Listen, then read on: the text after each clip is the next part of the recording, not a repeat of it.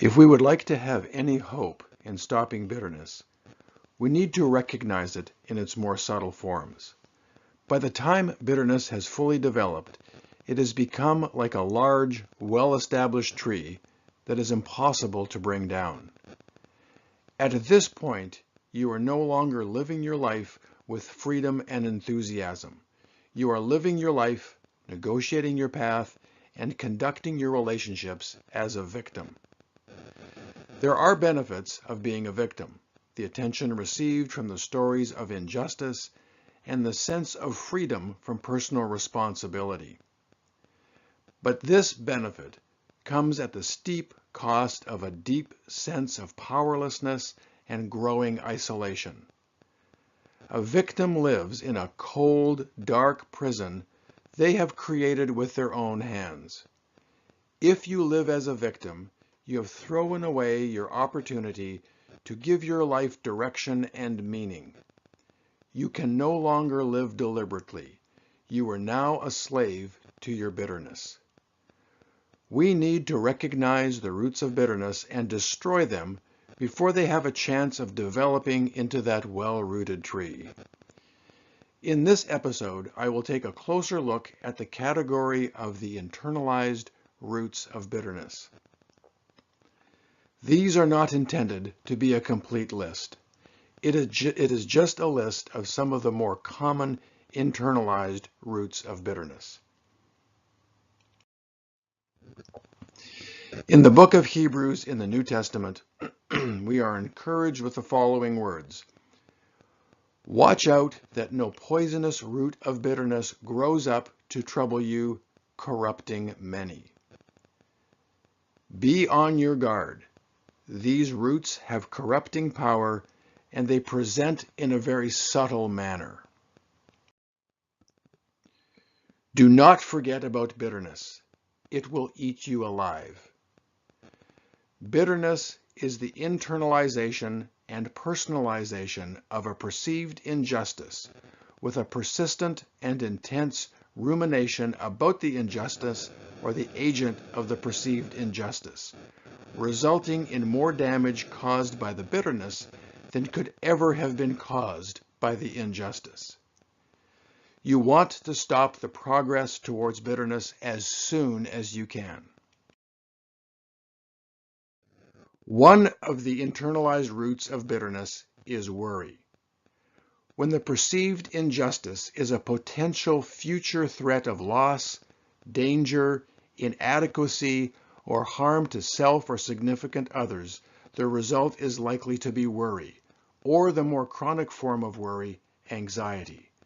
Most often, worry does not lead to bitterness. It is usually a motivational, anticipatory fear leading to precautions, avoidance of risky behaviors, leading to the development of plans and actions to accomplish a task or solve a future problem. In its more troubling form, worry is continuous negative thoughts and emotions about future events. It can be repetitive and uncontrollable. It can be a consuming drive to resolve potential uncertainties in life, uncertainties for which there is no resolution. When this worry becomes continuous and chronic, it destroys the confidence necessary to solve problems. It can cause the perception of problems to be magnified. It can lead to a pessimistic view of the outcome and can lead to chronic anxiety. If this kind of worry is combined with blame or a victim mentality, it will quickly lead to bitterness. Are you a chronic worrier? How do you view future problems and life changes? Do you see them as insurmountable obstacles or challenges that require your God-given problem-solving abilities? There will be significant changes and challenges in your future. That is a fact. You need to give yourself the freedom to be uncomfortable as you apply your problem-solving skills before you find a solution. You should not fear failure. You should fear the lack of inertia. So, when facing some of life's more common fears, accept them as a challenge and not an over-consuming burden. Don't worry about getting old. It is a fact of life, and a privilege to be able to age. Instead, concern yourself with how you are living today, and you'll be a lot more healthier and more active when you are 80 years old. Don't worry yourself sick about your financial future. It will only drain your ability to live within your financial means today. Don't worry. Plan wisely and ask for help. Don't worry about your energy level being too low.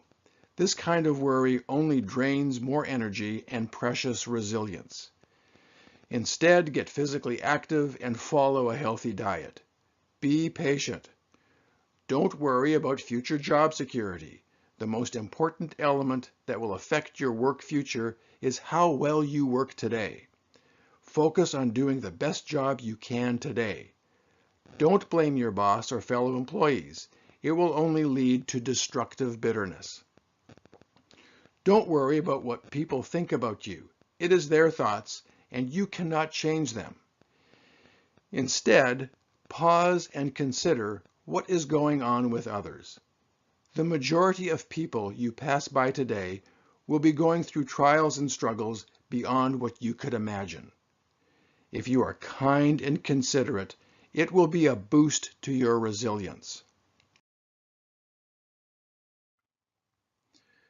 Another internal root is envy. When the perceived injustice is a sense of lack as compared to others, the result is likely to be envy. Envy is the intense longing for and an overestimation of the value of possessions, qualities, and social positions possessed by others. It is energized by the hope that if any of these meaningless entities are acquired, that it will meet and fill that inner awareness of emptiness and purposelessness. These possessions and qualities are meaningless and empty because they could never possibly achieve what is hoped they will achieve. That is, to fill that sense of emptiness that lies deep within all human beings. The belief is that if I am at least as deserving, if not more deserving than my neighbor, who just happens to have better possessions, relationships, and social status than I do, and that is just not just. I deserve better. I want his stuff. I deserve his stuff. Envy comes from a deep sense of emptiness or incompleteness. It is a sense of generalized boredom, social alienation, and apathy. Envy is a spiritual matter that is too painful to face directly, so we convert it into a material matter. My sense of emptiness does not allow me to see the emptiness in others. Now I look at my neighbor, whom I assume is living with a sense of contentment and completeness, and make the false assumption that his contentment comes from his stuff. So if I had his stuff, I too would not feel empty. The inner awareness of emptiness can be so intense and the emotional pain so great that it can lead to addictions, obsessions, violence, or frenzied action. If I only had my neighbor's parents, house, car, kids, spouse, job, friends, intelligent education, or achievements, then I would not feel so empty and incomplete.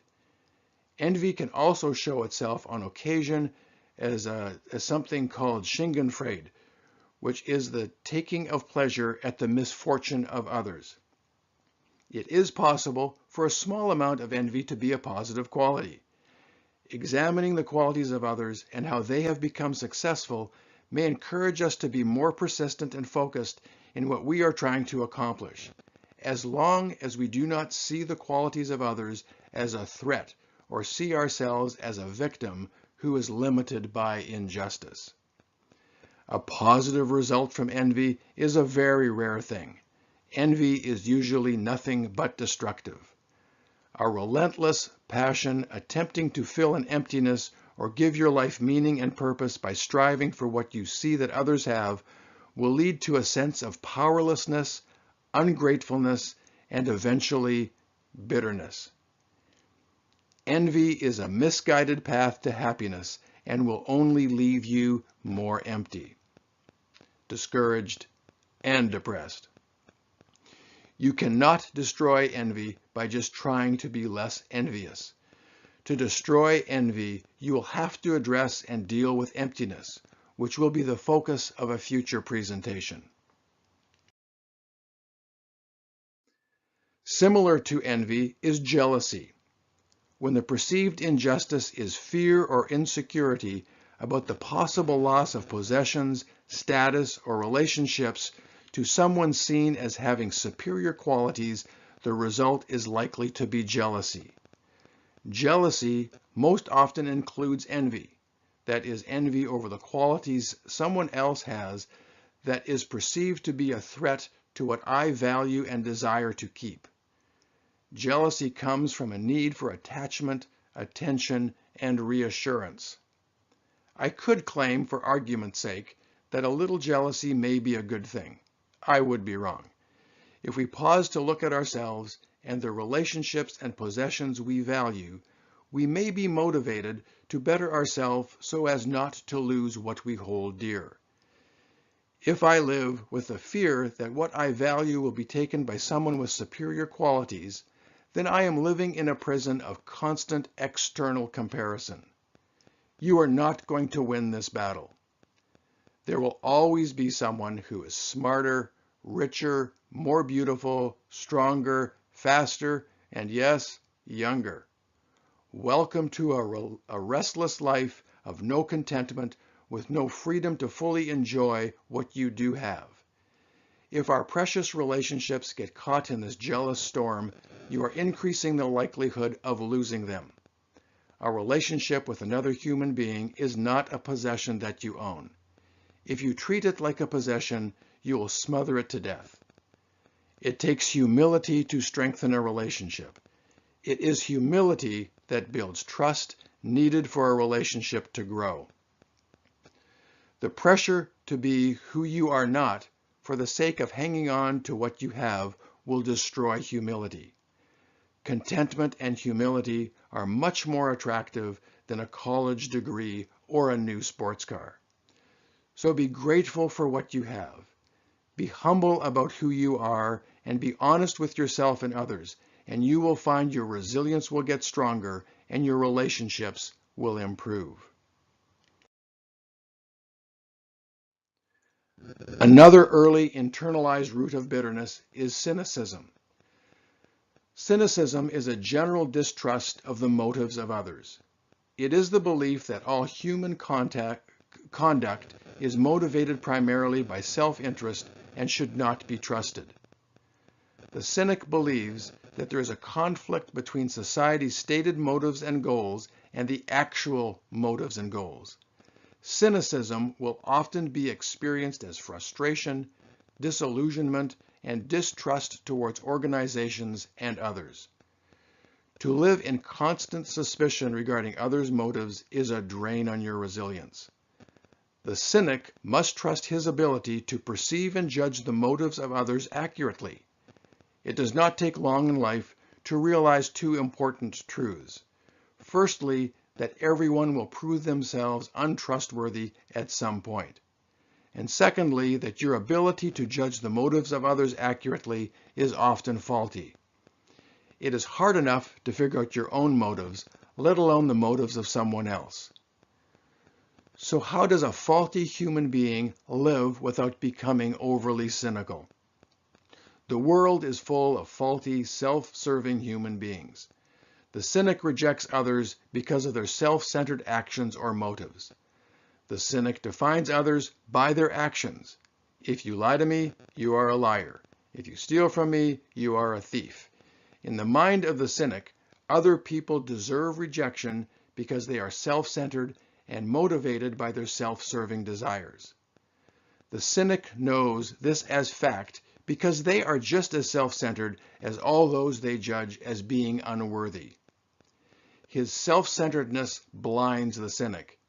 You cannot become a cynic without being just as self-centered as those you reject. The cynic sees others' self-centeredness, but not their struggle or their pain. If we could see the internal struggles and turmoil in others as easily as we see their self-centered actions, we would not become so cynical. We do not have to accept the self-centered actions of lying, cheating, stealing, etc. Boundaries need to be set. But we should also not define the person by those actions or reject them because of the actions. To guard ourselves against cynicism, we need to hate the sin but not the sinner. We need to be slow to judge, very slow to speak, and quick to forgive. The part in the Lord's Prayer states, "Forgive us our debts as we forgive our debtors." This means that we can expect the degree of forgiveness that we provide to others. In other words, if you want or need a lot of forgiveness, then don't judge others too quickly. In conclusion, greed is the ugly reality behind all of the roots of bitterness. Greed and bitterness will destroy you. Be on your guard. Stop these roots before they develop and define you. Bitterness will kill you. For references and additional information, please visit the fracturedresilience.com website, and for updates on future videos and podcasts, subscribe to the Fractured Resilience YouTube channel. Thank you.